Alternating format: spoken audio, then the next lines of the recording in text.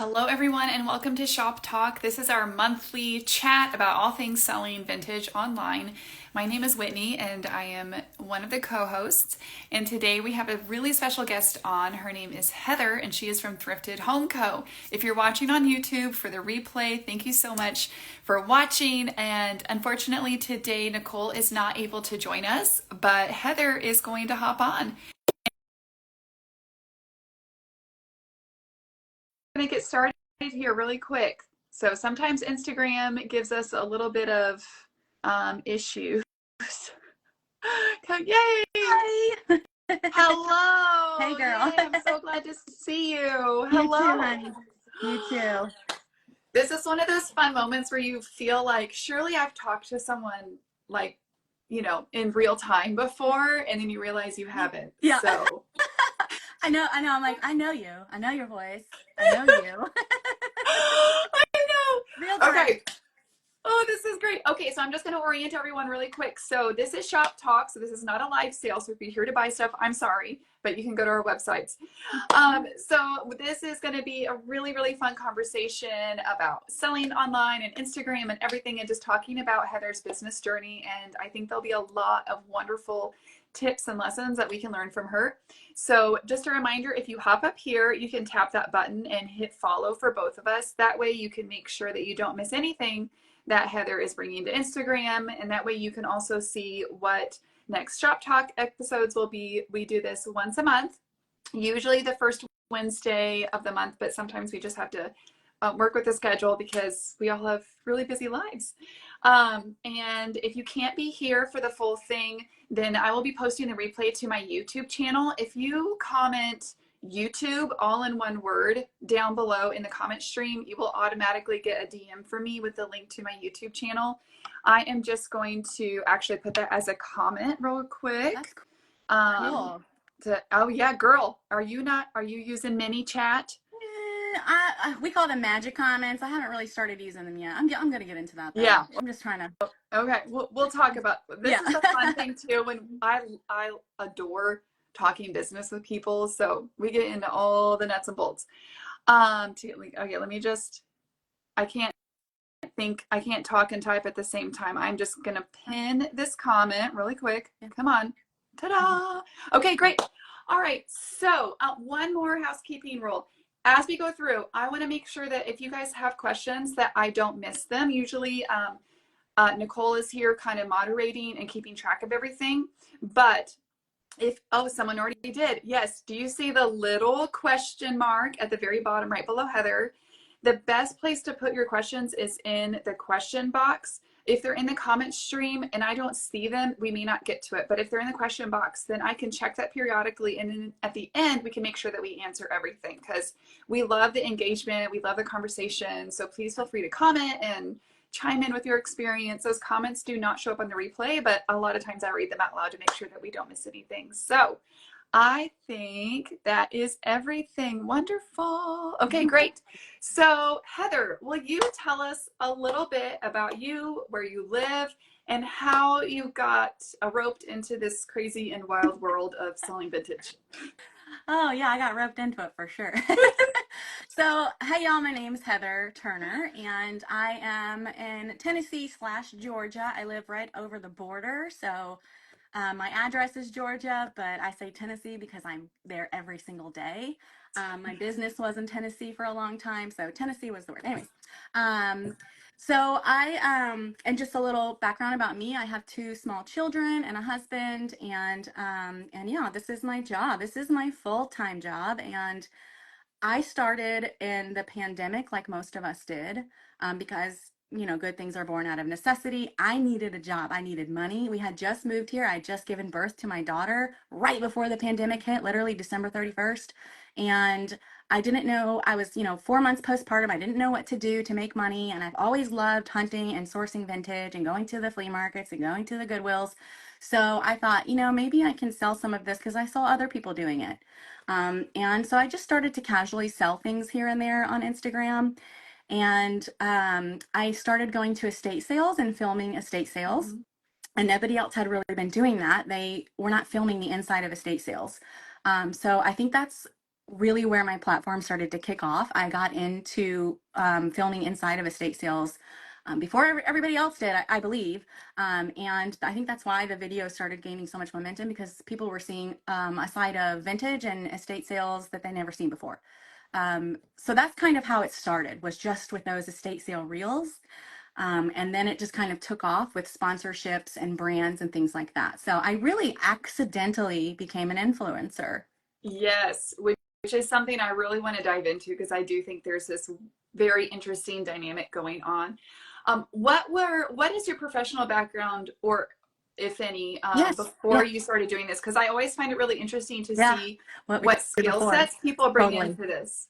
So I've always been an entrepreneur. I have my dental hygienist license. Mm-hmm. Sorry, dental assisting license. There's a difference. So I was a dental assistant for like 7 years. And then I decided to open my own business doing party supplies and decorations. And I had an Etsy shop for a couple years. And then that's when I moved. And I thought, when I move, I'll pick up that Etsy shop again after the baby's born. Well, then the pandemic hit and my life took a very sharp right turn. So yeah, that's what I was, dental hygienist, and then I Mm-hmm. had my own business for several years, and I was a Okay. photographer for 10 years too. So I've always kind of Okay. been an entrepreneur. I only worked for other people for a small portion of my life. Okay. Yeah, I know. And I always say I'm ruined for like employment now for anyone else. Like I don't want to have completely to ask ruined. anybody for a day off, No. Whitney. Oh I just my, don't. like, no, even I don't want to say that I am not a team player, but even when I was working as a nurse, I found a way to basically get a job where I could like do my own thing and Yeah. let me just run my Yeah. clinic. You just Um, know what works for you. yes, you do. So lots of great skills. Like you know how to work with people because Yep. with dental you have to be really good with people. Photography, e-commerce was already a thing, and I like to highlight that because sometimes people come into the vintage world and they feel overwhelmed. At least I know I did because there's Oh so yeah. much that I don't There's a know. But lot. it's like you have skills that can benefit you and that can really Absolutely. propel you forward. Now, when you were doing the estate sale reels, now was this in cooperation with the estate sale company, or were you just filming as you were shopping? In the beginning, it was just me, and I would always ask permission before I Mm-hmm. started filming, because a lot of estates do not let you film because it's a private matter, it's a private home. So you have to ask if you're just you can't just go in filming. So I would ask, and they would say, "Oh yeah, we don't care." And then estatesales.net noticed my reels, Mm-hmm. and I partnered with estatesales.net. That was my very first ever official brand partnership with a corporate office, and I just kind of went from there. Okay, So yeah. so that was actually a paid Yeah. partnership. Is that Yes. correct? Like Hmm. they Yep. were like, "Hey, will you Yep. market for us these They signed estate me on sales?" for several months, and I was Okay, getting paid to go in and film estate sales and make content around estate sales and estatesales.net. interesting. Sorry, I'm looking at my Yep. computer because it just decided to kick me out of our outline. So let's see if I can get back in Rude. it. Okay, so then I know, like so rude. All right, okay, this is one of those where I'm trying to figure out which direction to Yeah. go. Okay, let's just go back into the reels. So, because that is something that I really want to focus on Right. is like you have just nailed on, there are a lot of vintage accounts out there. Yeah. But like, was that intentional, like you using reels as a Oh growth yeah. strategy? Yeah. Did you take a course? Like, talk to me Yeah. about how you approach that with your business. Okay, yeah. So I remember when I first started making reels, I really didn't know how to make them. I had no idea. I was like, I suck at this. But my background in photography, I think, and videography helped me a Mm-hmm. lot, because Mm-hmm. I just knew what angles to use and how to slowly pan and get people's attention right away. Um, but I'm sorry, I already forgot the original question, Whitney. Just reels, like, was that an Oh, intentional yes. thing of you being like, I'm Yes. going to grow my account and I'm Yes. going to do reels? Okay, yes, it was intentional. I wanted to make reels because I knew that reels were newer to Instagram and a lot of people weren't Mm-hmm. utilizing reels. And I thought, like, I could do this because I made one reel and it instantly got 7,000 views. And I was like, oh, this is awesome. So I was like, I'm going to keep going. And then I remember thinking to myself, the only way I'm going to grow on Instagram is making reels, because that's what they Mm-hmm. want people to do right now. This, it has changed. The algorithm is favoring different kinds of content. But back then, it was just reels. They wanted you to make reels, and they wanted to compete with TikTok, especially in that pandemic. So Mm-hmm. I decided I was going to do a reel every day for 1 month. because that's what this influencer who is a social media expert said to do. And I thought, okay, we'll see how that goes. Well, it worked, Whitney. Every single day I made a reel, and every single day I got followers. And then I said, okay, I'm going to do it for one more month and see if this actually is legit. I did it for another month. So I made a reel every single day for 60 days straight, and I got like 10,000 followers from it. So when they say consistency is key, it really is. You can't just put a reel up and walk away and say, hopefully it goes good. If it doesn't, that's the algorithm's fault. No, it's not. You have to Mm. post consistently, be in people's faces, get annoying towards where they just know you're going to post a reel today. Let me see what it's about. At the same time, you have to understand that when you're posting every single day, not all of the content is going to be received well. It's not going to be a viral reel every time. This is to give the algorithm something to work with. You have to give it a lot of food for it to feed other people, basically. So you have to feed the algorithm so it can feed your followers. It's going to throw it out to their For You page. If they follow other thrifters or something like that, they'll see your information too. It will show up in their FYP page. So making content every day and giving the algorithm something to work with is so important. And a lot of people are like, that's not feasible. You can't do that. That's dumb. That doesn't work. I'm proof it does. Mm-hmm. I would not say it if I didn't think it worked. I have challenged other sellers to do the same thing. Also, it has worked for them. So being consistent is so important. And it's not just about consistency. A lot of it, because people more now than ever, Whitney, have changed the way they consume content. People aren't just saying, oh, let me just see what you bought. No, they want to know who you are. They want to have that human side of the people that they're watching on the other side of the screen. They want to connect with you as a human. So, making sure you're showing your face when you're making reels. And I think that's a big part of what helped me is that I was humanized. I show people me, my face, I talk to them. And I don't just, walk in and show what I found and then that's it. I don't just walk away from that. You have to really dive in with your customers to build a community and your followers. And by doing that and showing your face and showing them who you are and being authentic, it really will help. So when you're doing your month, if you're gonna, if anybody wants to try doing a reel every day for a month, just make sure you're authentic. Make sure you show your face, talk to the camera. You don't have to use trending audio every single reel. You can just use your voice, and people love the realness.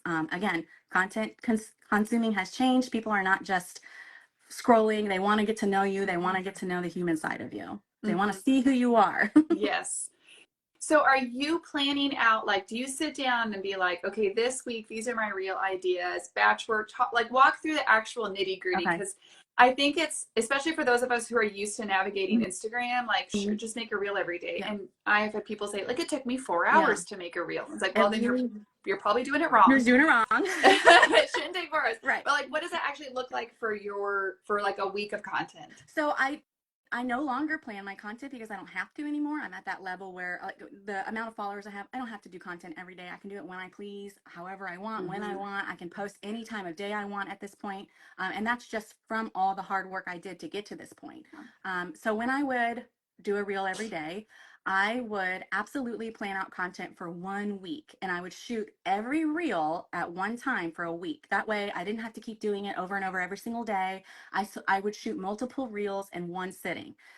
I always changed my clothes in between reels because it gets Oh. pretty redundant. I change space because people don't, when you're in the same exact environment, in the same setting with the same clothes on every reel, it's going to get real redundant. Nobody's going to be interested. So, making sure I changed my clothes and the setting, and then I would plan it out. I would film everything in one day and I would get it all edited in one day. And then I would just have it all ready to go so I can just post each night. I would just add my captions and post. So just filming everything in 1 week. And don't forget, um, reels don't have to be so long. They don't have to be so planned out and so thought out. It could be something as simple as, oh my gosh, did you guys have one of these when you were little? Because so did I. Tell me about it.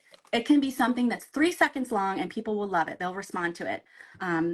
So yeah, I think I answered the question. Yeah, yeah. Okay. So you're planning out, and like, Yeah, are you one keeping whole week. like oh, you get an idea for a reel and you write Write it it down down and kind of in like my an notes. idea Yep. bank?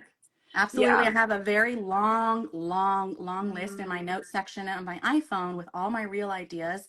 I also keep them. I never delete those ideas because I want, if a situation ever arose where I was, somebody was trying to say I copied them or something, I could say, I put this idea down 2 years ago. So I always keep my mm, ideas, written down and mm. dated just in case. Yeah.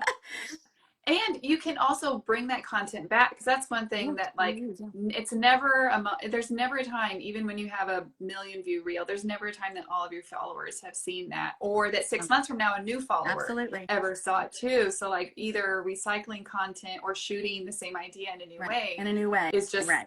You can so also turn it helpful. into a carousel or a post. Go back Mm-hmm. and find your old reels that, like, you can go to your reels and your statistics and see which reels did the best. Whatever information you have in that reel, put it into a static post, put it into a regular post. Use Canva, get familiar with Canva, Mm-hmm. and learn how to just make a little graphic for it. And that's Mm-hmm. like Whitney said, you might have new followers that haven't seen it. So, Mm-hmm. and then it might be something that's more shareable for the people if you do it in a different format. So if you make a reel a year ago, get that reel if it did really well, and try and make it a different kind of content. Mm-hmm. That's a great way to recycle for sure. Yes, Hello. because we cannot always becoming. Sometimes you do have creative slumps where it's like I can't. I have I no have no idea. idea what I'm Um. doing. Yeah. Oh my gosh, what apps do you use to edit your reels? So if I would say the one that I think I wanted to recommend the most was Mm-hmm. CapCut, CapCut. This is great for people who are just starting out with Reels and maybe are not really sure what kind of content they want to make yet, or you need something to fill in one of those days, or you just are lacking ideas. CapCut is great because you can take any clip from any movie, TV show, anything, and just you can put it on a video or on a picture, and you can just add words. It's very, very simple. Mm-hmm. It's kind of mindless, and it's not very hard content to create. It's just think of an idea that's funny or something and then just put it together on CapCut. You don't have to show your face. You don't have to talk. You can use audio. So that's a great, easy app to use to start creating content is Mm-hmm. CapCut. I also love InShot. I pay for the pro version of InShot. They have wonderful cinematic filters and things like that. I don't put filters on Instagram. I put filters on through InShot, and I only use natural filters. I don't use like sparkles and things like that, or where they like enhance it in weird ways. I don't do any of that because I want people to see, the realist portion of what I'm Yes. doing. So that's just me though. A lot of people like doing that, and that's fine. I just prefer to show that realistic side of it. So, Yes. um, anyways, I don't remember where I was going with that. No, no. I think also it depends on your branding. Like if you have someone who is super into like bright Yeah, 1970s vibrant colors, like they, what fits they with your slap that branding. filter on. Yeah, Yes. absolutely. Yes, Nicole, I'm going to bring you on. I just saw your message. I think you have to request though, Yeah, maybe. Because we have anyway. That's great. I'm so glad she's yeah. here. Okay, That so that's true though, editing. because there's a lot Yeah. of people that I follow. Their brand is big, bright colors, and Mhm. yeah, they might put those sparkles or whatever on it, but that's what it's about, is finding what works for you and your audience. So Yes, exactly. And we did an episode on branding in episode 6. And I always recommend people go back and watch that because it's so foundational when you are building a business. And it's something that it's a process that takes a lot of it time does, and yes. a lot of experimentation. Hi, Hi, Nicole. Nicole. Sorry about Oh, that. it's No, no, no, that's okay. okay. Don't No, don't I'm so, apologize, honey. no, yeah, I'm so glad you're here. Thanks. So, yep, you can just stay on for as long as you can or anything, okay? Yep. So reels. Okay. Now you do like so much recording I do. in It's wild. public places. I do. Is that scary for you? No, it's not scary for me. Uh-huh. I have no problem. It's But I other know it's people. scary for a lot of people, especially when Naturally, it's you're not natural. Yeah. no, it's not like, and you're running commentary. So if you guys haven't, like, even if you guys have a different device, you can pull up and look at her Thrifted Home Co. Instagram profile and see you do these fabulous, like, reality thrifting videos and all these things. So how did you, like, talk to me about that process? Like, Yeah. are you always filming when you're shopping? Always. I always Always. have my phone. Yep. And sometimes I'll go into the store and I will grab what I want and then show people what I have found, because I don't want to miss the thing. I don't want to Yes. just be playing with my phone and miss something epic over here because I was playing around on my phone. So I'll go in and film after I purchased, or not after I put things in my cart. Mhm. But most of the time it's very just real time. And then I just edit to clip out, unnecessary things. But I really try not to edit too much, because a part of reality thrifting to me is the realness. Like I accidentally stepped in someone's vomit at Goodwill the other day, and I was like, why did Oh, I was like, I should probably edit that out. So I did. I don't know. But No, that's pretty I was real. like, maybe I shouldn't have. That's like the as real as it gets. But yeah, I always have my phone. I'm always recording. It just, you never know when content's going to come about. So everything is content. That's what. You ever Everything heard is that content. reel? Everything is content. Okay. Everything is content. Oh my gosh. Okay, and that actually loops back to something that I've had a hard time with, like when I started. I feel like it was last year that I was like, I'm gonna do reels. So I kind of had the same approach as you, and I just had a lot that took off. Yeah. But what I have realized is that a lot of those people that followed me through the funny thrifting videos were people that just wanted funny thrifting videos, Right. or they're people who are other sellers and they're like, oh, let me just follow her so I can watch her business. Yeah. Which is okay, all of that is fine, but really I've come to realize like my target audience are people who want to buy antiques. Like, and it's interesting because as I've shifted my content to being more focused on talking about antiques, selling, etc., I've actually plateaued quite a bit where I'm losing as many or more followers as I'm gaining every week. I think that's because my content has changed, but like, how do you, and this was a question I got from multiple people. Yes. I mean, how do you create content that actually brings in customers, or are you intentionally casting a wider net? I am intentionally casting a very wide net. So the way I'm looking at it is every single person that follows me is a potential buyer. I just have to get them to fall in love with what I'm selling. That's my job. It's my portion of the the deal is to get them to really, really like what I'm doing. And by the way that I do that is by those very organic reels. I really try not to put a lot of filters or make it really gimmicky. I just try and show people me, what I'm selling. I show them when I'm at the flea market. I show them when I'm at the thrift store. Everything is about thrifting. So even if they're just here for the funny reels, in 10 days, they might not be. In 10 days, they might be like, oh my gosh, I didn't realize I loved what she just showed me so much. I really want to buy that. And then it just keeps going. You guys know how it is. It's like Gateway. You just find one thing you like, and then you're like, well, crap, now I'm a vintage lover. Now I want every piece of antique in my house. So I mean, I really I look at it differently. I look at it as every person is a potential buyer. And even if they're just there for the funny reels, I purposely cast that wide net because I want to appeal to brands too. And brands love when you have a lot of followers. So every follower does not equivalent into a purchase, no, but that's okay because it does help me get to my end goal, which is getting large partnerships and brand deals. And then if they buy something from me, that's a plus. So I would say in your case, Whitney, because not everybody's looking for big brand deals like I am. I would say, and I'm not an expert in this, but I would say niching down so hard into those just antiques is maybe what has done it. And this is why I cast that wide net and this is why I never niche down. I never did. I sell everything. I want to appeal to every single person that looks on my page, whether it's kitsch, whether it's primitive. I just want to appeal to I want everybody to look at everything, and that's how I'm getting people to like vintage is by offering a large variety of vintage. And then those people will eventually find you, Whitney, when they realize they really just like antiques. Yes. But the problem is they have to find you, and they're only Yes. going to find you if they like antiques right now. If that's all you're talking about, if that's all if that's the only content you're making, that's the only people you're going to reach. Because that algorithm has made the FYP page so smart. I don't know if you've noticed, but as soon as you And what is tell me what FYP is for people who don't know. Yes, I should have done that. That's I'm okay. sorry. No, it's okay. For you page. So this is the algorithm's way of feeding you content that it thinks you're going to like. So if I go and I like somebody's reel that just made a reel about a musical they were in, all of a sudden I'm going to start seeing stuff about musicals.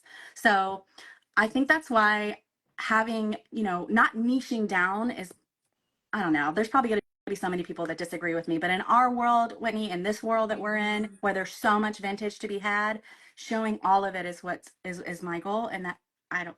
Yeah.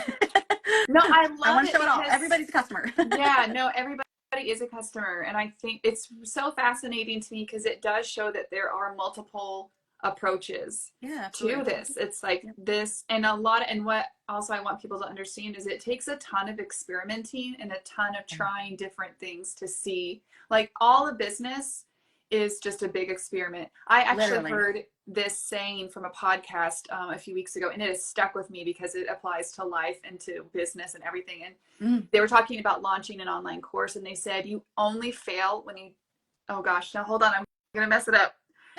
Hold on. Oh man, I had it. You only You fail when you don't try? no. You only fail if you don't succeed in the way that you think you have to. So if you say, okay, so Oh, basically, let's say yeah. like I will consider this website drop a success if I sell everything, and that doesn't happen, and then you're like, well, I failed, or a Absolutely. Yeah. reel bottoms out and doesn't perform well, and it's like, no, what you can do from that is, what information did I learn about my customers, about Yeah. myself, about my products, whatever, and how can I put that back into? Nothing Yeah. is it. It's only a failure if you think you have to succeed in a certain way. Yeah, And absolutely. And I yeah. mean, that's such a great way to look Mm-hmm. at it too, because trying new things is what I'm all about personally. I love to dip my fingers in and try all kinds of different ways to sell, platforms to sell on. I like to see what works. I find what works and then I go for it. I don't Yes. try to break the wheel. I like to try new things. And if it didn't work, I tried it. Yes. And then it didn't work. What's the worst that's Okay. going to happen? Okay. It just Yes. doesn't work. Okay. So let's So, let's yeah. let's dive into that, Yeah, yeah. because you have, I swear, you have tried out more Yeah, platforms I have, yeah. than anyone that I which I love, because I'm always like, what's Heather going to do next? So I know nobody can keep up with me. I'm all over the place. no, people say the same thing about me too. So they're just like, you have another antique booth? What? And I'm like, I just, Keep guys, up. I know. So talk to us about like where the first thing you sold, and what that journey has been in trying these platforms and where you've landed now. Yeah, so I started on Instagram. Well, I had that Etsy shop doing my own Mm-hmm. personal creations and decorations and stuff. And then I started on Instagram and I just did posts. I did regular posting sales. And I was just like, if you want it, claim it. And then, I was doing well. I think the first thing I sold was like a wall basket. You know, remember when the boho wall baskets were like, Oh, oh yes, that's when yes. I started selling, and that's I find baskets, so I sold basket. But after that, I started doing live sales on Instagram. Live sales were doing great, and my follower base was starting to increase. And then I got contacted by Whatnot, and Whatnot wanted to do a partnership and pay me to sell on their platform. I was like, yeah, you want to pay me to sell stuff that I'm already making money on? Let's go. Mm-hmm. So that was an easy yes for me. I had no reservations. I was ready to go. So I did that partnership with them for a year. They held me for a whole year. I was so grateful. So I got paid to sell for that whole year, and then I also sold my goods too. And they gave me money for giveaways and things like that. It was great. I loved it. I love selling there. And I just hit 8,000 followers on Whatnot yesterday. So I do still have sales on Whatnot every week. And because I have such a great following base over there, I'm going to keep selling there because I can make money there. Mm-hmm. I have also decided to open my own selling platform called Thrift at Home Collective. And this is just where the control is on my side now. So I get to make the rules for my platform. We have like 3 to 4 day shipping instead of 2 day shipping. And this was, I love Whatnot, but I was like, there's so many things that I wish that I can control. There's so many things I wish Mm-hmm. could be done differently. And I had absolutely no control over it. So I thought, I'm going to, I feel like this would be a good opportunity. When District had reached out to me about opening up my exclusive home decor platform, I was like, this might be a good opportunity. Let's do it. So again, here I am, just dipping my hands in, trying to try something new Mm-hmm. and see if it works. And I'm going to work very hard to try and get this platform to where I want it to be. Yes. We have a lot of things coming up in the works to get buyers into the platform. But I think people are, it's not so much me. I don't have any reservations about starting something new, but I think buyers do. They're like, another app I have to download, Heather, really? And I understand that. But there Mm-hmm. are people out there that don't care. They'll download every app. They Yeah. just want to shop and they want to have great prices. They want to have connections with you as a human, and they're willing to pay a little more maybe to just shop with you on another platform or something. So it really, you never know. Just trying new things is my way. I know not a lot of people are into, going out of their comfort zone, but I think maybe just try one new thing this year. Yeah. One new place to sell on. Oh Just try man. one and see how it goes. One new, yes. And I'm on the website. Diversify. Yes, and this is the diversify. I mean, that's one thing even more to talk Yeah, about yeah, is like multiple revenue yep. streams and stuff. But So Thrifted Home Collective. So right now it's like a website. I'm on it right now and I'm looking. So it is a website where sellers can come on and list things. So what does the pricing look like as far as selling fees and Yeah. that kind of thing? So on my marketplace, it's a 10% fee plus whatever the processing fee is, which you would have to pay on any app that you sell Yep. on. I think it's like 2.9% or something, whatever the PayPal, Mm-hmm. PayPal charges you a transaction. So it's 10%. So I get 5% of the sales and district gets 5% of the sales. And Okay. then whenever people sell things, I get a little bit of that if they sell something. And what else? So right now we have like marathons every Friday. We have sellers live every Friday selling all day long. And I think we have over 400 members right now and over 100 sellers. So, and it's only been a couple weeks. So Yeah. we have nowhere to go but up. And we're doing a big cross collaboration with another marketplace that's never been done on District before. So we have a lot of fun, exciting things coming up Very on cool. Thrifted Home Collective. But it is just another app. It's literally so much like all the other ones. You can sell live, you can sell on your storefront and just list items. You can send a guest checkout link to your customers. They don't have to download the app if they don't want to. Mm-hmm. You can use it as an online store, basically, like a Shopify. Yeah. Um, or you can go live if you I choose. It's really easy. I didn't realize that you also had a live Yeah. option, which is really cool. Because Yep. if someone hasn't been on Whatnot before, Whatnot is mostly a live All live. platform. Yeah. I They did have it for, marketplace yeah, too. I did it for, they do have a marketplace, Yeah. but it's, Mhm. I did it for like, I guess it was a year and a half ago because they had reached out to me as well.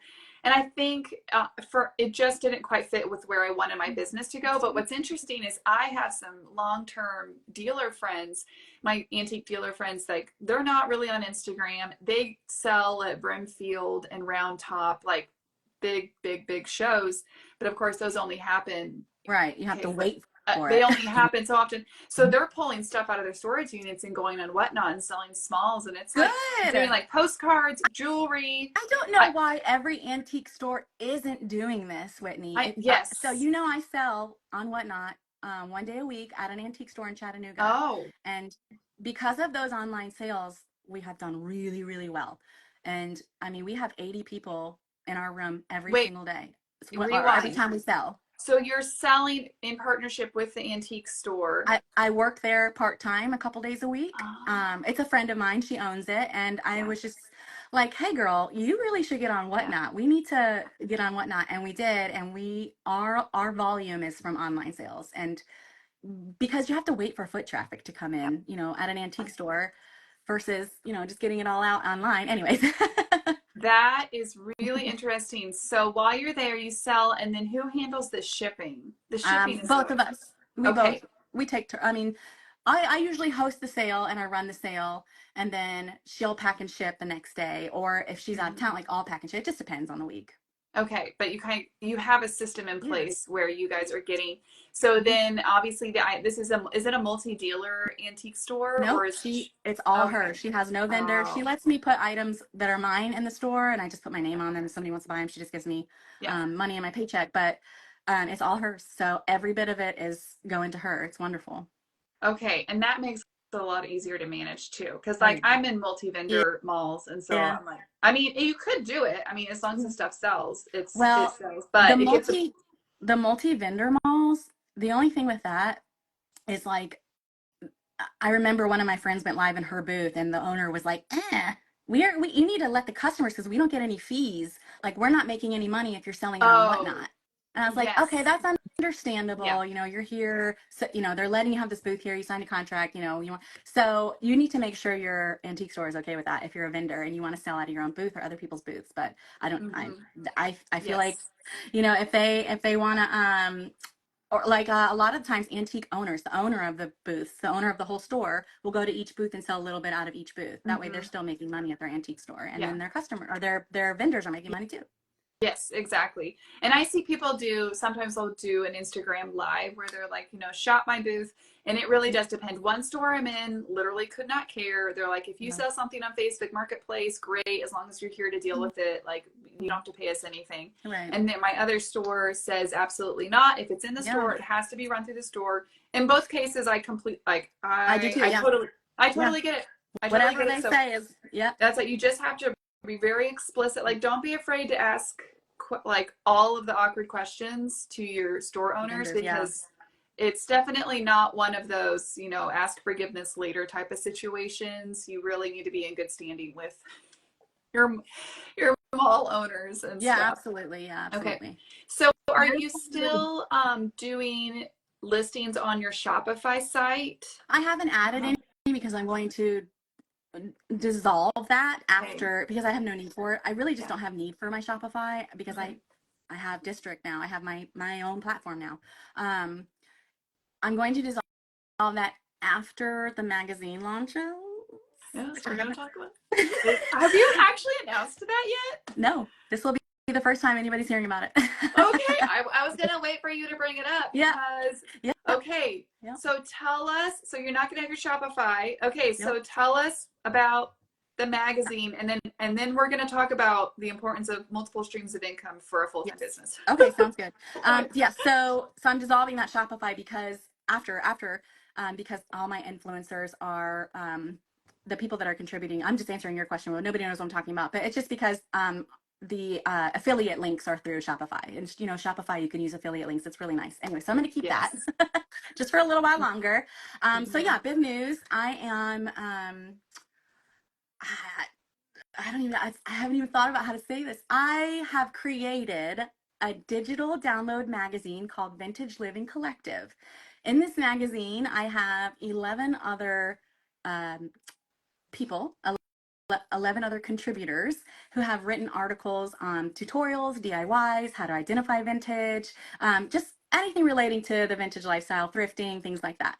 So this magazine is going to have different contributors, and it's going to be seasonal. So every season, so we're going to do autumn as our first edition, and it's the Vintage Living Collective Autumn Edition 2024.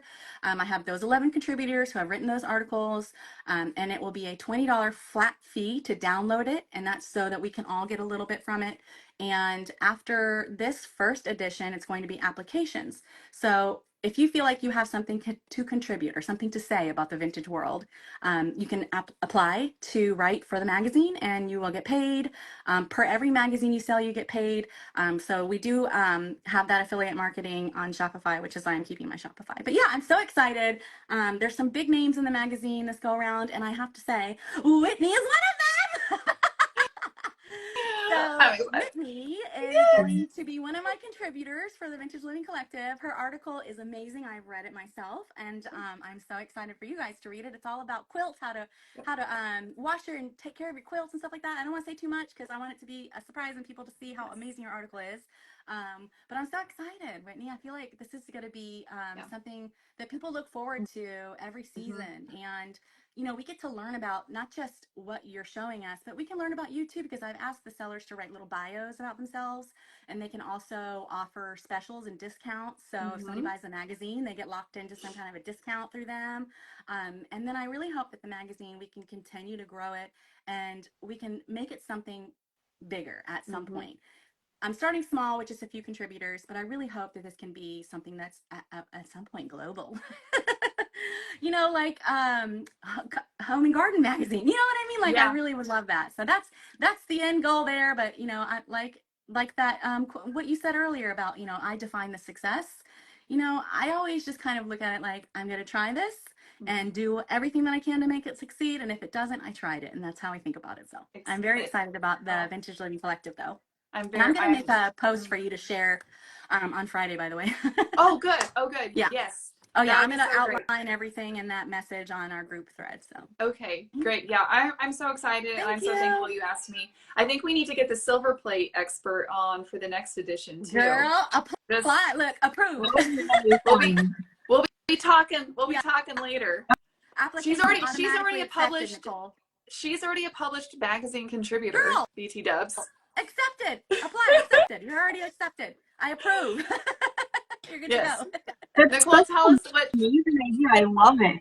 It's so creative, and it will help out like so many people, especially like new collectors or new Yeah. people that aren't really like used to thrifting or antiques or vintage or anything like Yeah. that. It's a great way to get their feet wet, I think. Oh, So absolutely. I mean, it's we've got amazing. people showing you how to identify ironstone. We've got someone showing you how to restore old furniture. Like we've got and this is only 11 of us. Like, imagine when people apply, we can have so much knowledge to share.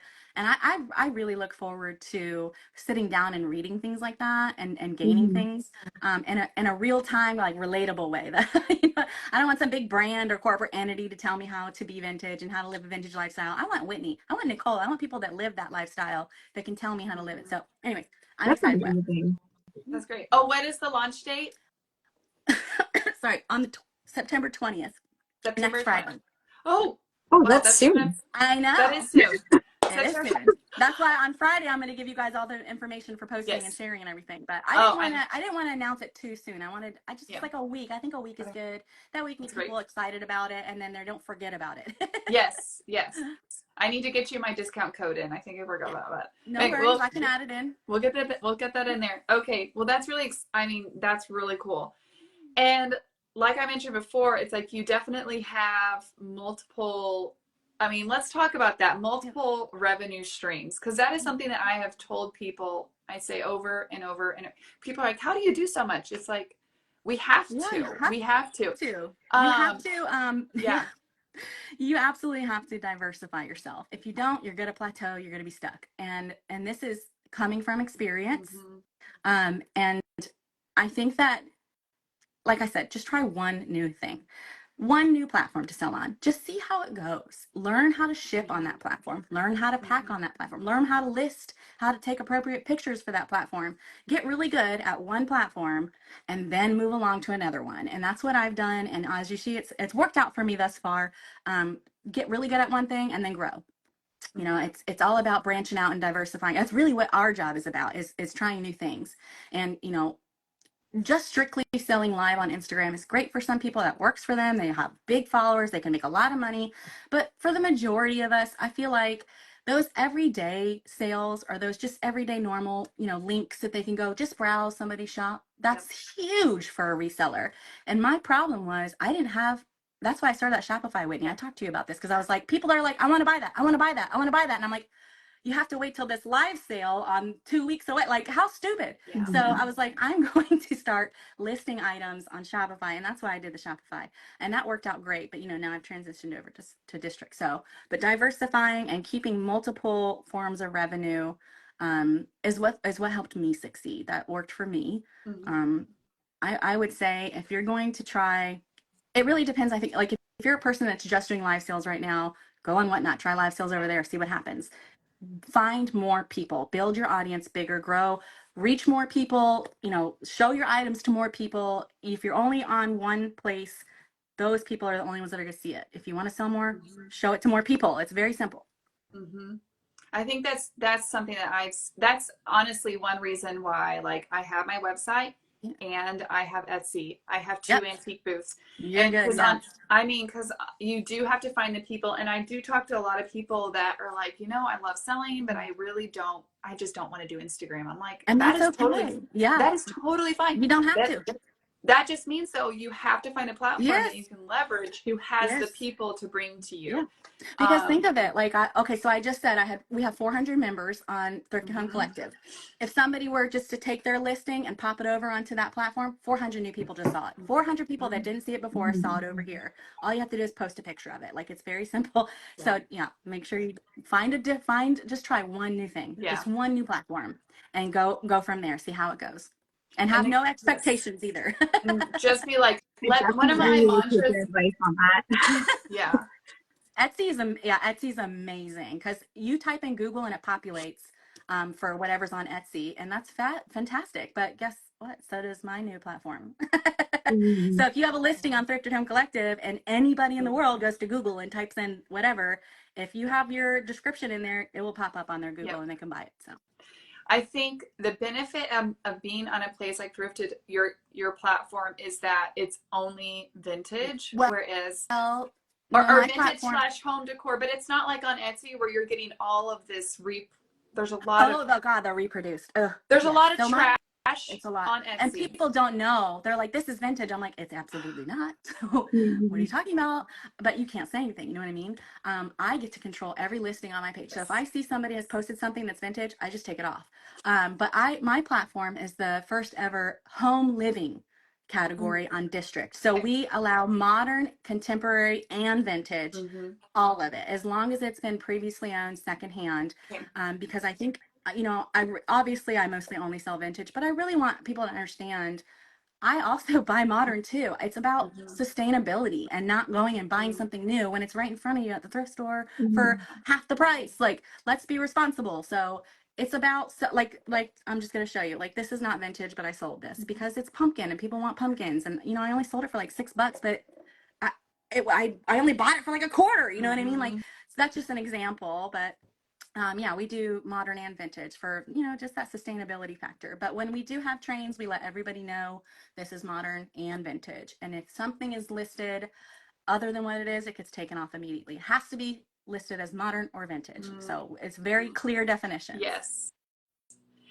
Okay, and then I'm just curious too, if you're comfortable, what percentage, like not dollars, but like what percentage of your revenue would you say comes from your influencer side of your business? 60. 60. Oh, wow. And y'all don't know it and people don't see it, but I do a lot of UGC, which is user generated content. I get paid for user generated content. So like Whatnot paid me to make an ad for them just a month ago, I think.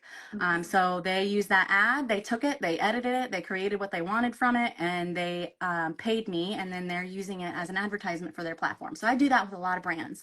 And you just don't know it because you don't, you know, it might be for a brand that sells clothing or something way over there. Like, you're not over there. So, but majority of my revenue is brand and partnerships and sponsorships. And that's that big net that I cast was for that. Yeah. Wow. And that, sorry. Wow. I was thinking it would be like 20, 25% massive. And that clicks in, that for me, that clicks into place why it is so important for you to cast that wide net and to build your follower base. Your goal, yeah. Because that is your goal, because that is goal, very much part of your business strategy. So and it didn't start off as my goal. That, like I said, accidentally became an influencer. But when I realized I could do it, I was like, this is what I'm doing. I'm going to be an influencer. I'm going to cast that net. So I don't know if you know this, but there's a general rate for influencers. It's really weird how they calculate it. It's mostly calculated off of your engagement rate and percentage. But I personally, as an influencer, the rule of thumb, this is just a very basic payment, is $100 per 10,000 followers. I have basically 170 at this point, so I can make $1,700 from one reel. That's why the majority of my content, my revenue comes from brand partnerships, because I get paid a lot to make a little bit. And because you've spent all that time like honing your skills, and you're you're really good at. I mean, I'm not bragging. This is just because I worked so hard in the beginning. I'm able to charge that much. So I'm just saying, if you guys want to appeal to brands, cast your wide net, look appealing to brands, be personal, you know, make sure you're yourself, because brands want that connection for their audience as well. Like I said, we're all consuming different content differently now. So making sure you show yourself and being who you are and authentic, brands will see that and they'll reach out to you. Especially if you have a community behind you that just knows your antics, you know, they just know who you are, they know what you're up to. You know, once you have that community built around you, you look so good to brands. And brands are like, I think I want to deal. So mostly my revenue is brands, big brand deals and brand partnerships and user generated content. Okay. And they are the one, and it really does sound like they're the ones reaching out to you. No, I actually, or are you? It's 50-50 really, Whitney. I reach out. Yeah, I pitch myself like I pitch myself to brands, and I'm like, look how sparkly and pretty I am. So cute. And so demure. Maybe not so much. Well, anyway, so yeah, 50-50. I pitch myself to brands that are in my niche, and I think that would be like sustainability brands, home decor brands, things like that. They try to like offer free items, so it's called product for post. Say no, don't get that product. You're worth every penny. Make them pay you. If you want a brand deal, make them pay you. Don't ask for product, because you're worth more. Oh my God, it's not worth it. It's not. I mean, in a previous Instagram life, I did some of that influencing and stuff, and it's just like, it is not worth it. Especially, I mean, if you're truly just doing it for funsies, like, oh cool, free stuff, but it's like, I don't. When we have, I mean, those of us who, well, anyone, it doesn't matter what you have in your life or who is in your life. Like, you have a life outside of this app. And so it really, really, you need to be compensated for your time. Absolutely. Like, And the time that you nurtured your account and grew your account is what is being accounted for. yes. And that payment. So Yes. you did all And the work to get to this place. yep. Make sure you get paid. And then there's also, I think, the importance of knowing that you are like being selective. Like, it sounds like you're very intentional about what you are partnering with, because you're Yes. giving that brand access to your audience. Yes. And I think that is something that's very, very important to watch out. Yeah, and I have to be careful. You can't just say yes to everybody, because Mhm. I think this is just a great example. There was another account in our community, and she had posted things about adult sex toys, and I think she lost a lot of followers because of it, because it had absolutely nothing to do with anything vintage at all. She just got paid to do that, and that's fine. That's her prerogative. It's her page. I don't care. I'm just using it as an example of what not to do. Like, Yes. to each their own, but I just don't. I feel like if you're going to say yes to a brand, make sure that it fits with your brand, with your personal brand, or with what you're doing. Yes.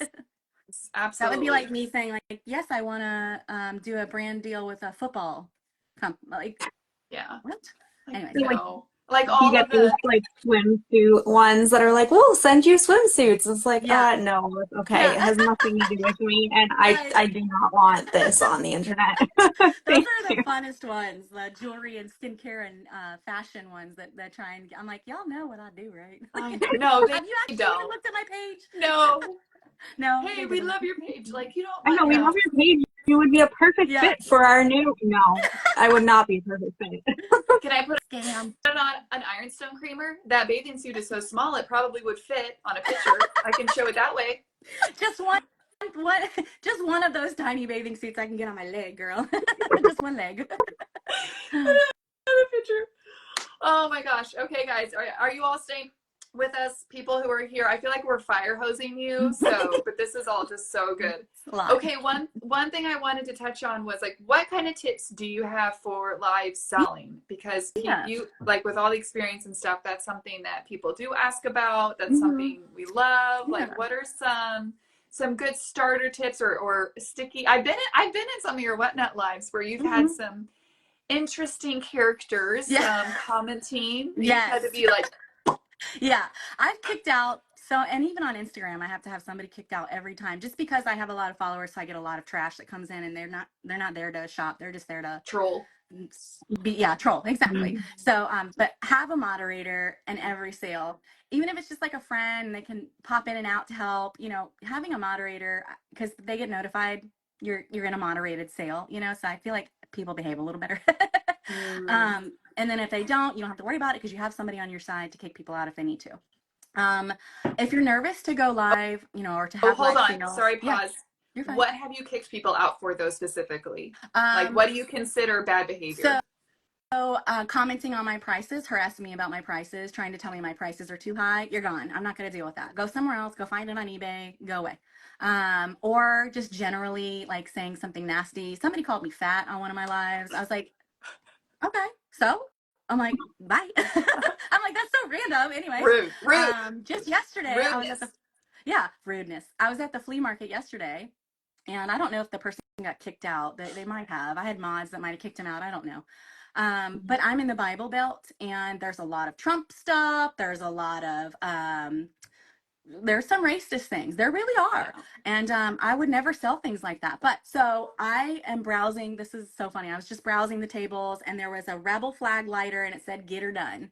And somebody said, "I want that. Can you run it?" And I was like, sure. I'm not going to tell somebody what they can and can't buy. There are restrictions on Whatnot. You cannot sell racist items.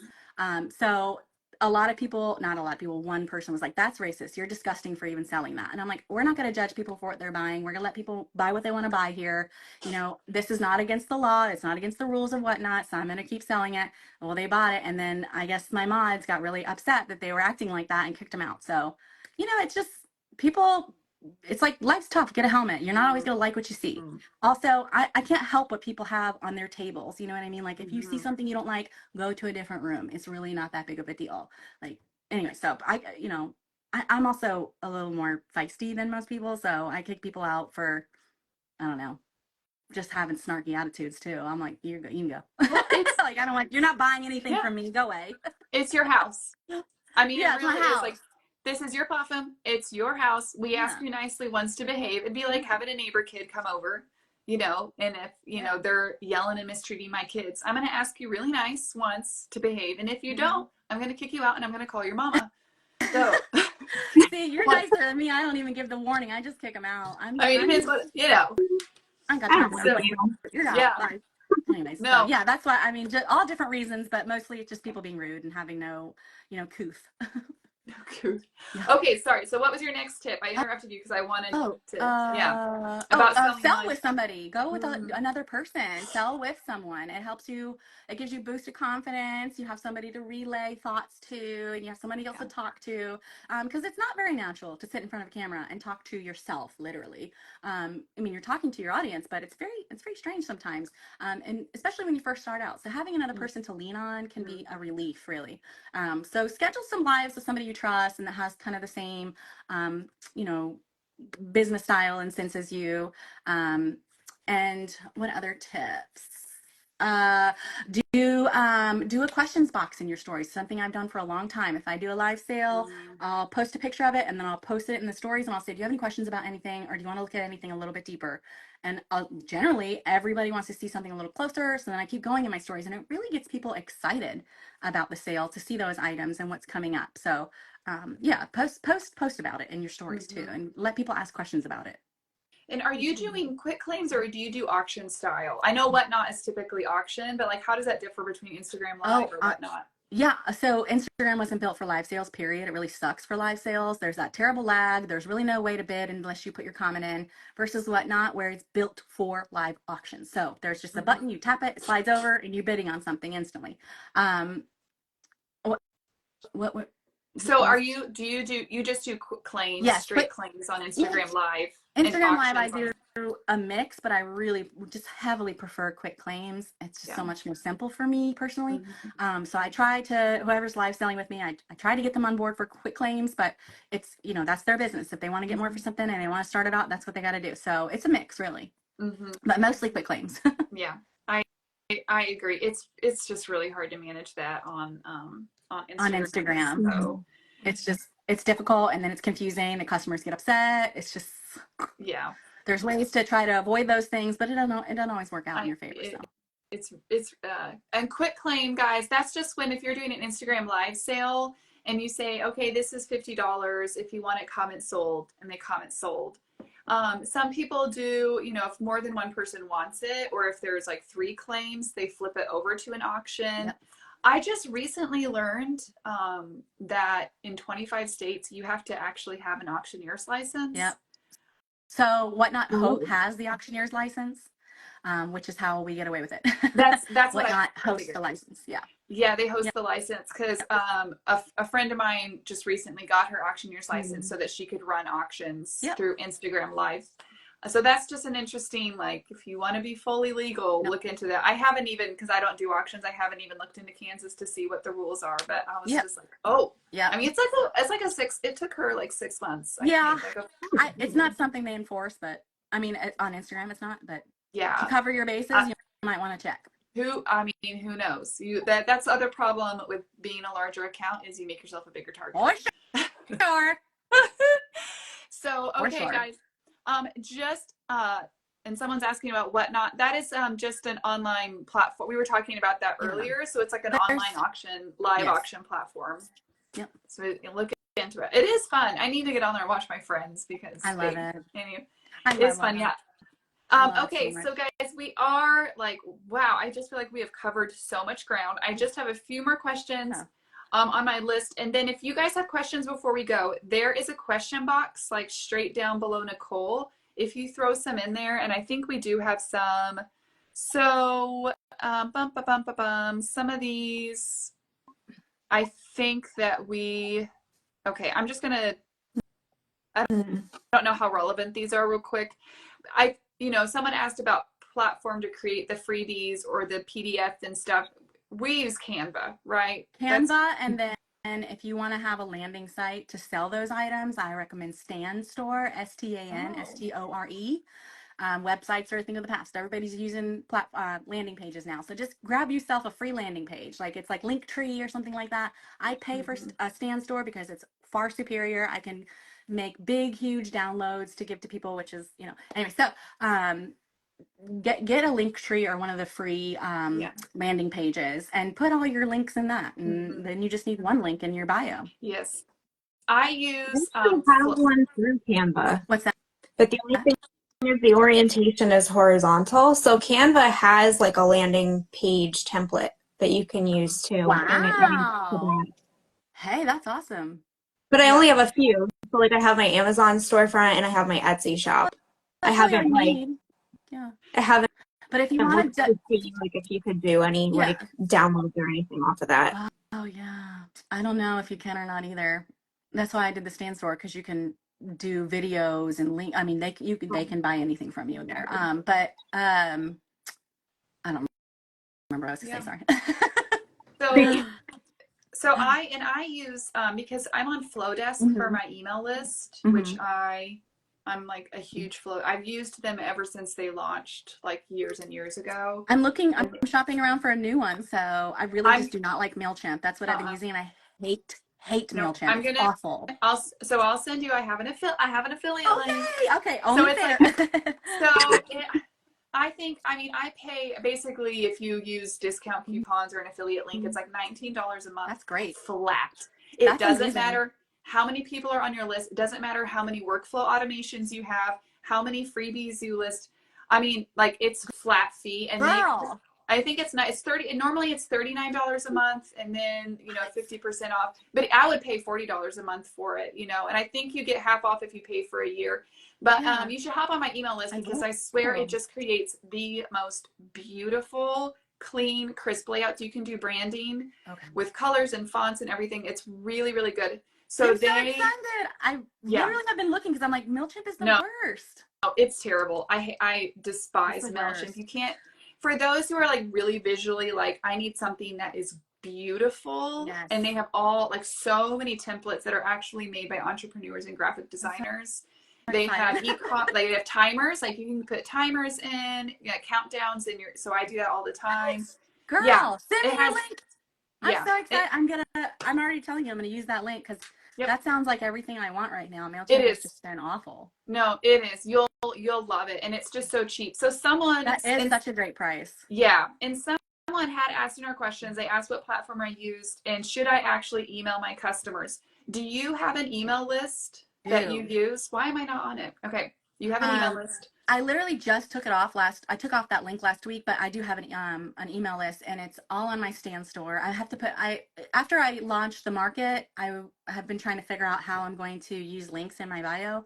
So anyways, I'm working on that. I got to put my Stand Store link back in there. But what, I don't know where I was going with that. Anyways, email. So I get, so how often do you send emails? And so like I said, I haven't been sending emails over the last 3 weeks because of the launch of the platform. I've just been all over the place. Anyway, every time I have a sale, I send an email saying, this is what I'm selling. Don't forget, you can, join me live at whatever time, just tap my profile, or I'm having a sale over here. Or it's usually, I'm only posting if I have a launch or a sale, something that they really need to know about, because I don't want to flood people's emails every day. They'll unsubscribe if I do that. So I'm just important information, basically, what I'm selling and what I'm launching. And that's it. Yeah. No, I'm the same. I have really gotten into a really good rhythm of, like, pretty much Tuesdays, I send out kind of like a newsletter, like, hey, this is what's going on this week in the shop. We have shop talk. This is what's coming to my website Friday. These are some new things I listed over the week. This is my booth updates. So, like, hey, I just that's great. Kind of any events or anything, I always put that in there. And then I send an email out when I have my big website drops, like on Fridays. Here are the links. The conversion rate, I mean, I would have to pull it up. But the other thing, people are asked, they have this hesitancy of, like, should I email my customers? What would happen, like, for those of us who, let's say you only sell on Instagram or social media or even Whatnot, like, what happens if Whatnot has a glitch? What happens if Instagram goes down? We all have those times. I mean, connect with the people somehow. And when the algorithm changes and only 10% of your followers are seeing your stories in So my conversion rate as far as email, like if I go into my analytics and I'm looking how often people are clicking over, I mean, it's really, really high. I'm getting my money back. The other thing that converts really well for me is, because I have about 1,500 people on my email list, is having the freebies. So I have like a free quilt washing guide, and I have a free starter kit for sellers. So it's like a 10-page guide, and it gives you all the platforms. It gives you all the links to stuff I use, my photography and shipping supplies. If you comment starter kit, I'll DM you a link. Just comment below. Y'all better comment. No, that's how starter kit. And so that has really helped to get people on my email list.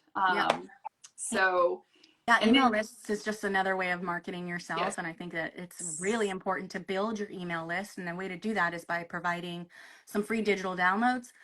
So like I built my email list. I did top brands that I look for. So I went onto Canva and created a top brands that I look for at the thrift store. And it's about 2 pages of brands in different genres and niches, whatever. And then in order to get that download, people have to sign up for my email. And it was free. Other than that, all they needed to do was provide an email. But that's how I got all those emails in my database. Was providing free free digital downloads. What do they call that? Now I can't remember the word. There's a word for that in the marketing world. But lead magnet. Lead magnet, yes. Leads people to your page, and you draw them in, and it gets them to sign up. And, it's just like fishing. And if you have a website, you can do like a 10% off coupon. I mean, and it really makes people. I did that with my Shopify a few times, and I mean, it was like sold out. It was great. Yeah, Shopify. Shopify's great. I do love. We had a whole thing on Shopify.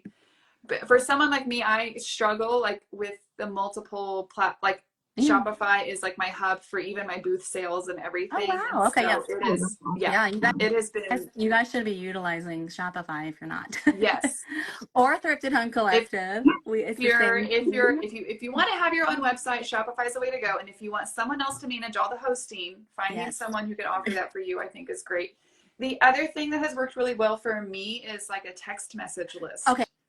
So I wanted to talk to you about that a little bit, because I have signed up for other sellers and their text messaging, and every time I get a text message, I go to their sale every single time. So utilize your there's like a company reached out to me and offered me this like free 3 months of that program that they have, and I said no. I should have said yes, because now I'm paying for it. I was like, I don't know if this is something I want to do yet. Anyways, lesson learned. Yep. No, it's absolutely huge. My conversion rate, now I'm trying to find it. At one time, my return on investment for my text message list was something insane, like 500% or something. So, I mean, if I spend, $70, I don't know.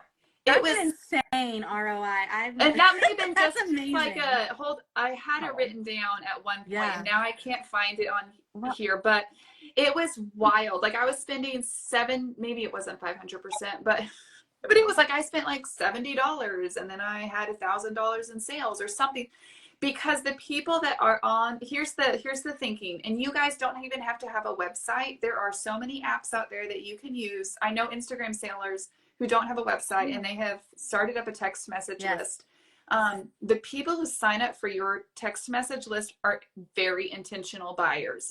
They want to buy. They will come to your sale if they get that text. I am one of them.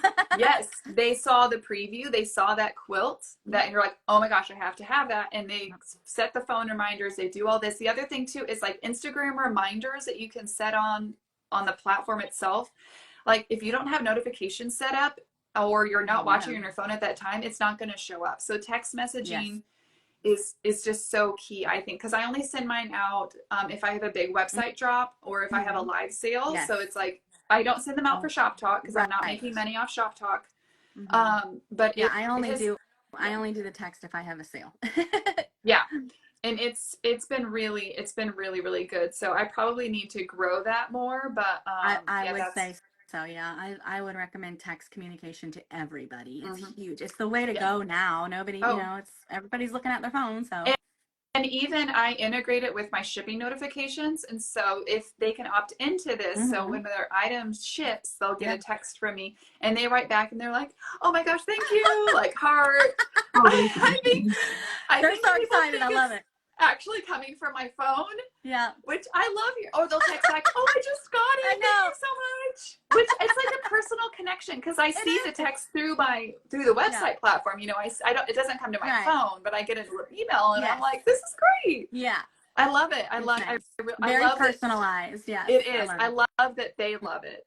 Right. Okay. I'm Let me. one of the people that loves it. I Yes. just Okay. looked that up, Brittany, and we talked about that on episode 8 with marketing, and That's that the was one. in April. And you had said that so far that year you spent $53 on the cost for text messaging, but you had just under $4,000 in revenue. So that's a pretty big. Gosh, Whitney. Okay, maybe it was 500%. So It's a lot. if you guys are not familiar, ROI is return on investment. That means Whitney put a small investment down and did really well with that investment, and it paid off. So, putting those investments down, you almost can't afford not to have that kind of communication with your customers these days. And that was they really, want that personal connection. So yeah. Where did I find that number at? Unfortunately, the marketing one is the one episode that did not record on Instagram. Oh God. But if you go to, but I did provide that outline as a free download. So if you guys need that, like all the information is in there. No, you do not need a website to have a text service. There's lots of apps out there that you can use. Yep. Pick any app. They're all great. Yep. Okay, here I'm going to pull this up. Someone is asking a guide on using District and a link. Where can they find information about that? So if you go to my page, there's a link directly in my bio. All you have to do is tap that little link in my bio, and you'll automatically be directed to the District platform. There, you can either sign up and join my marketplace, or you can, after you join the marketplace, you can apply to sell on the marketplace. And then I approve all sellers that come through the market. Once you get approved, you go through a quick onboarding, which is just a very short, like 15 to 20 minute training over Zoom. You don't have to have your camera on or anything like that. It's just one of my, I have an onboarding specialist named Laura. She would do it, or Sienna, who works at District, would do your onboarding. But that's it. I mean, just go to that link in my bio. You can enter your name, and your email, and then you're like, boom. But you do have to enter your shipping address and your payment information if you wish to purchase items or sell, because you need to be paid. So yes. Okay, awesome. Now I think this might be a question, like if you're looking to sell something, kind of like, how do you know how to price or what to pay for something? What is do you have a rule of thumb? I do, yeah.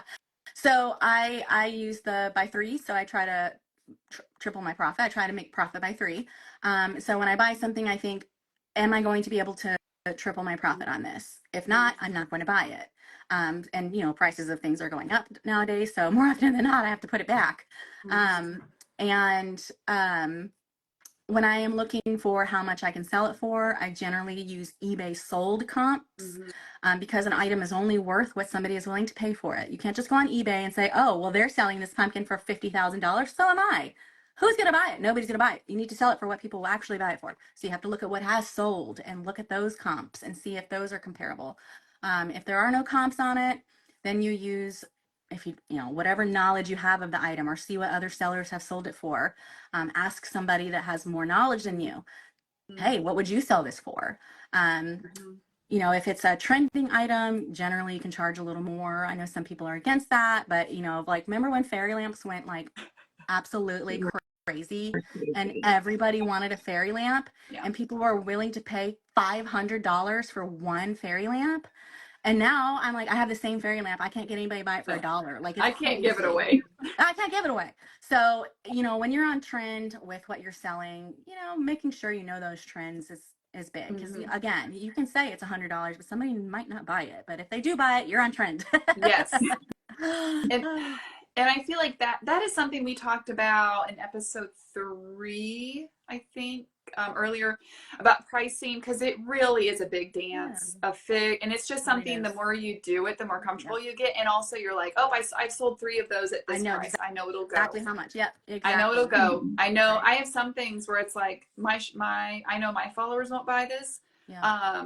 But I know that, like, I always give that, I don't sell a lot of these items, but I had a 1960s University of Kansas bobblehead, Okay. like a wooden, like Right. mint condition little bobblehead football player, like Those can go for a lot of 1960s, made money. in Japan. Awesome. And I'm looking, and only 3 of them have sold on WorthPoint for like You have $350. a So Worth WorthPoint Point is, subscription?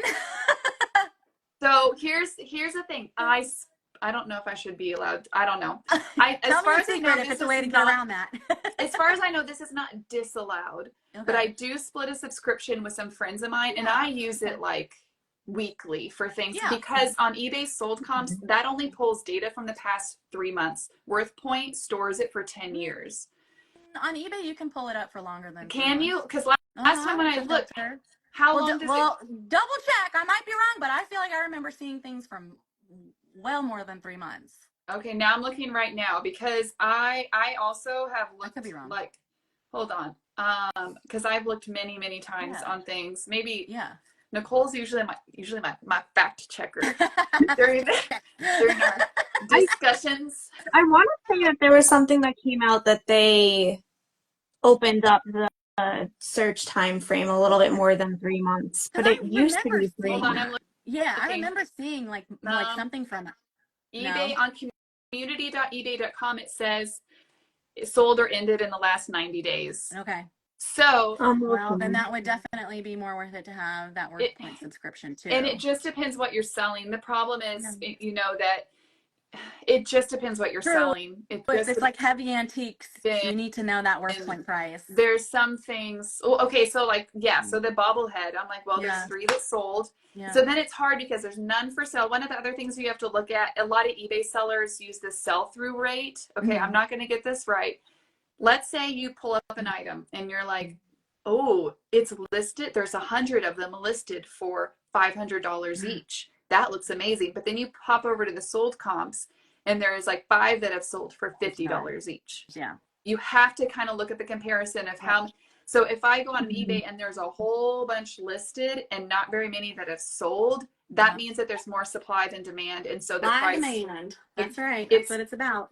It's going to be low, so you're probably not going to make that much. It doesn't matter what someone exactly, which my dad used to say that all the time. It's only worth what someone is willing to pay for. That's right, and that's the truth of truth. It is the truth, and so I wish the yard sale people would know that. Oh. I'm like, stop printing out these eBay prices, people. If you want an eBay price, sell it on eBay. thank you. I know you're going through all the trouble of doing it, then just list it. But I just checked eBay, like I did a search, and I went back to like the latest one, and it is 3 months. Okay. Yeah. I was wrong. No, I wonder. I for some swear I reason. vividly remember seeing listings from like a year before. Maybe I just was crazy. I don't know. I don't I know. think Maybe if you you were Google in search WorthPoint. it and you find one, you can see one from a while ago. Oh, okay. Maybe So that's what it was. like if you're just filtering out the sold listings, you can't. Oh, okay.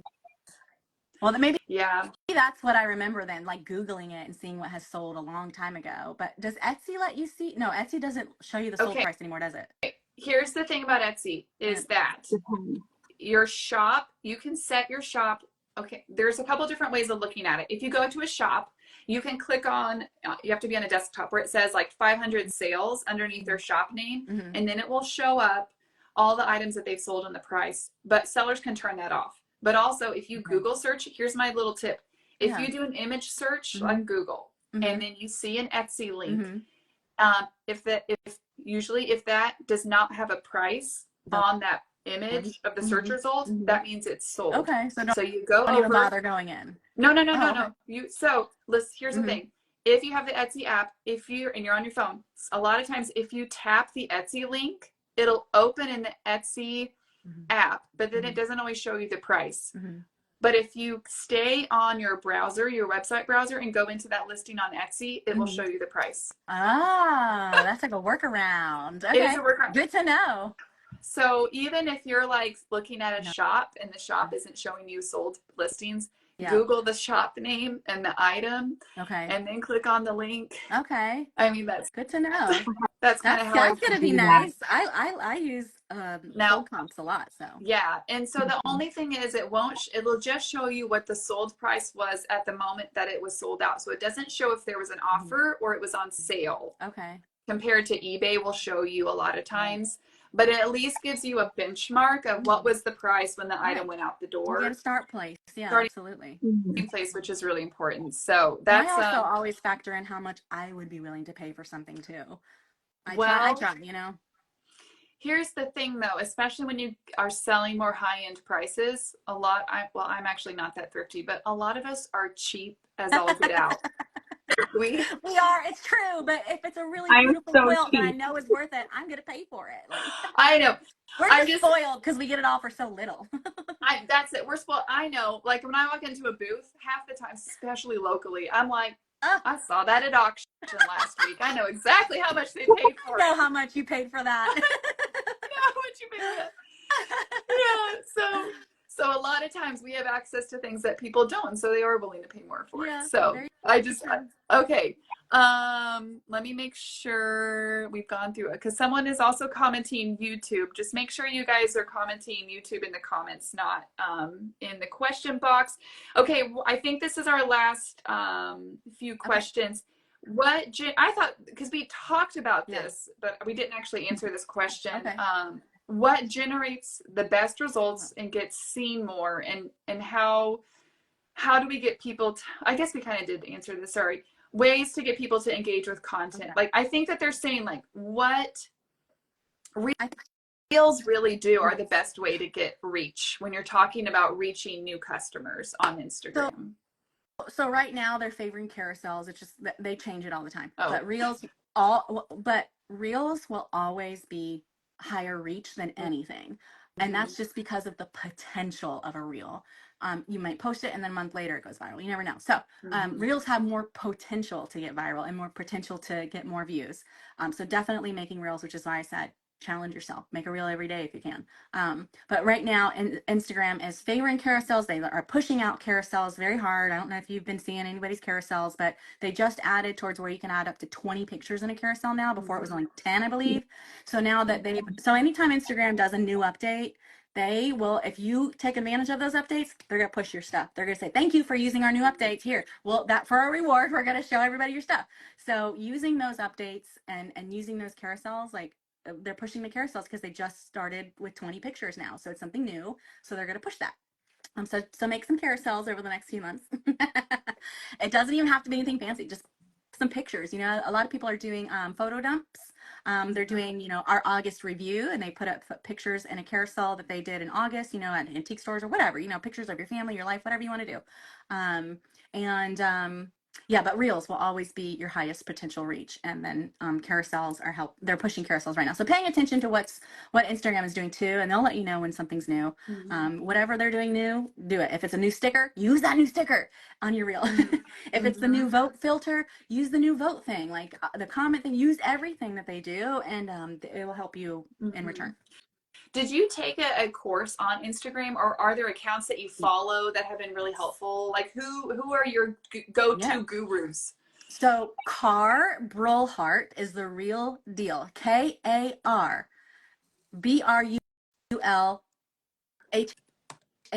I believe. Car.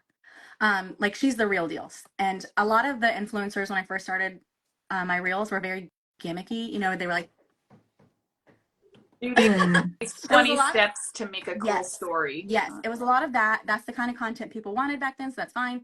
But you know, everything has changed now. We want, you know, authenticity. So, oh crap, I forgot the question again. Who you follow for Car Instagram Brulhart. advice? Yes, Car Brulhart and Molly. I think I'm saying this right. Bryant or Bylant. Oh yeah.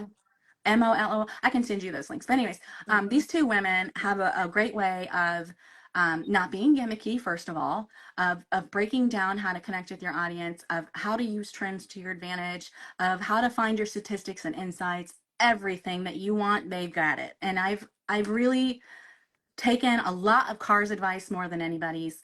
And I actually was on Car's. She did a live with me and she interviewed me on her show. And I learned a lot from her just being in her sales. So or just being in live with her. So I would definitely follow those two.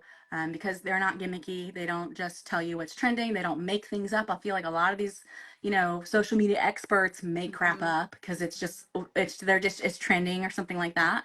They use, they're the real deal. Yeah. It feels like real life. And I do think I mean, you have the influencer part of it, but there's a lot of Instagram experts that are serving people who only are like digital content or coaches Right. or whatnot. Yes. And it's just like, it's Yes. hard. It's Yeah. hard when you're selling physical products to Yep. find good advice Yes. for Yeah. that. So, And I think that's why I like Molly and Carr, because they make it so that it's for all genres and all, it's not just about the person that's a personal trainer and how you can approach your customers as a personal trainer. They make it so that you can relate to that kind of content. They say like, this is what you could be doing or you could try, and it really just pertains to all of Instagram, anybody that wants to grow their account, basically. Okay. Wow. All right. Do we have anything, Nicole, that we didn't cover? I think I'm gonna have to watch this over again too. A lot of information. I just want to say one thing that's really important that we didn't cover, and it's going to be really quick, and that is about the kind of content you're making. I just wanted to say that it's really important when you're making content to try to be original as humanly possible. Because the problem is people are jumping on trends, or they're seeing somebody that's a larger account doing something and then they copy them. Copying is not okay.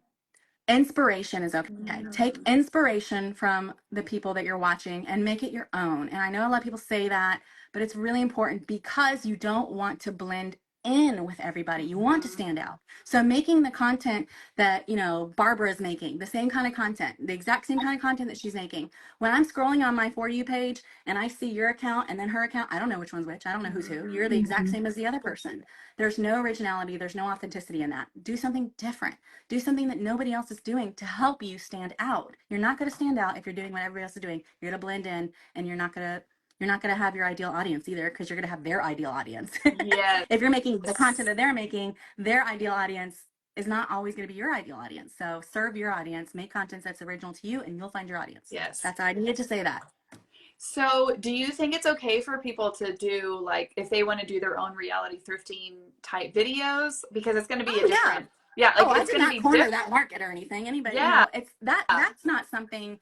I mean, reality thrifting, everybody should be doing that. Those ideas, but they're literally just hey, I'm going to put my own spin on this and stuff. Right. But the trends, I know, I do see that a lot, and I get really fatigued. Yeah, visually fatigued. Yeah.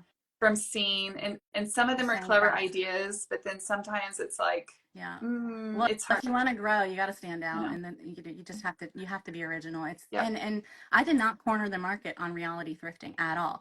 I've always gone in and filmed when I'm thrifting. I just decided to finally use my thoughts, like systematize it. Yes, I was just serialize it. Right. So I was like, this is a thing now. It's gonna be a thing. So but yeah, just, taking inspiration from people that you follow and make it your own. That's important, because, and that's not because, and caffeine sucks, whatever. That's not why. It's to help you grow. It's not because I don't like copiers. It's because I want you to grow and you want to grow. And that's how you're going to do it, is by being original. So I needed to say that. No, I love that you said that. And then I also, and the reason I asked the reality thrifting thing is because also I talk to people who are so afraid of copying. That they just become paralyzed. Right, I know. They're just like, and that's not what we want either. So, and I think that experience, because the truth is, I mean, and I've had it happen to me more so when in a previous Instagram life, when I started this reading project and other people created similar reading projects, and friends would be like, oh my God, did you see what she's doing? She's doing just like you. And I'm like, and my friends message me like, did you see this person's reel? They did exactly what you did. I'm like, I know. and most of the time I'm like, I literally don't have the energy to care. Like, I know. I'm like, it's just, it's not going to help them, but. And there's literally nothing you can do, even if someone does copy things. Well, and sometimes I've done there's copyright infringement laws, and Instagram takes them very seriously. You can absolutely report somebody if they're violating your copyright infringement law, or your anyways. I think they passed it in 1986, I think, and yes, all your content is your own, but you can't stop, like you said, you can't stop people from copying you. No. And are you actually going to go through with suing them from a reel? No. Like, really? No, I know. But if they're So that's why taking your content constantly, Whitney, you have to do something about it. Yes. And we've had, especially, it's more so like if someone were to, because this happened to a friend of mine, where they took her literal photos and put it on their profile with no credit. That's illegal. Like, that's pretty extreme. That's pretty, you know, that, and I think the closest we get to on Instagram, because now you can remix reels, so you can take someone's clip. You can literally just post it and it looks like it's yours. And you can put over, you know, your own text and spin on it. Is that okay? I don't know. I'm not a big fan of it because I don't think it helps the poster if they're copying my content or taking my content and slapping it on their page. That's fine. It gets my reel maybe a little more views, but it's not helping you. No. I don't know why you would want to do that. It's not doing anything for you. It's maybe you get a laugh, a like, a follow, but it's not going to serve your purpose, which is to grow into selfing. So why would you want to do that? And it may not even attract the right people, because I mean, I did that like a year ago with this huge, massive shopping cart reel, and it got well over 1 million views. Yeah. But what's interesting is how few of those views converted to followers. Wow. Because that's the other thing too that is interesting. We didn't even touch on this talking about content. It can be really, really easy to create a reel, because I've had several reels, you know, and I know you have too, that go over the 1 million mark, and people kind of think like this is a nirvana moment. Like once I hit that mark, my whole life will change. Instagram will get easier. I don't have to work as hard. Nothing happens. No. You might get some followers, a brand might notice you. No. But I know a brand, but it's just like, no, actually my highest converting reels, those views converting to followers, are those ones where I'm like talking about finding a dead squirrel under a box at a garage sale. Random crap, I remember that one. The most random things. It's like, why do you guys like that so much? It's like the weirdest story ever. But it's like what you were saying, like be yourself, be authentic. Yes, take inspiration. You never know. You have no idea what's gonna go viral. I posted a reel about an old phone that I found, and me and my siblings were calling each other on it.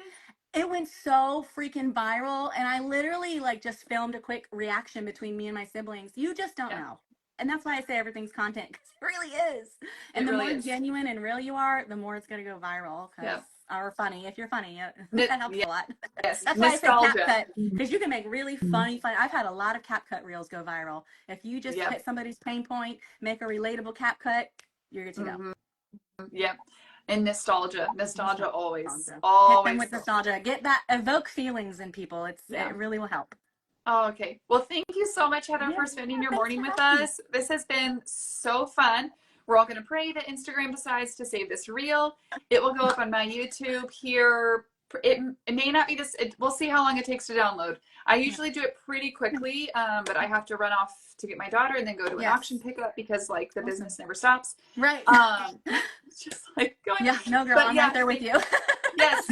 Thank you so much for everyone for joining us, and have just a great day. Everybody joining. I appreciate Nicole and Whitney. Thank you so much. And if you watched, just thank you from the bottom of my heart. It means a lot. I know to all of us. Yeah, it does. Okay. Bye. Bye. Bye, Nicole. Bye, Bye. Whitney. Bye. Have a good day.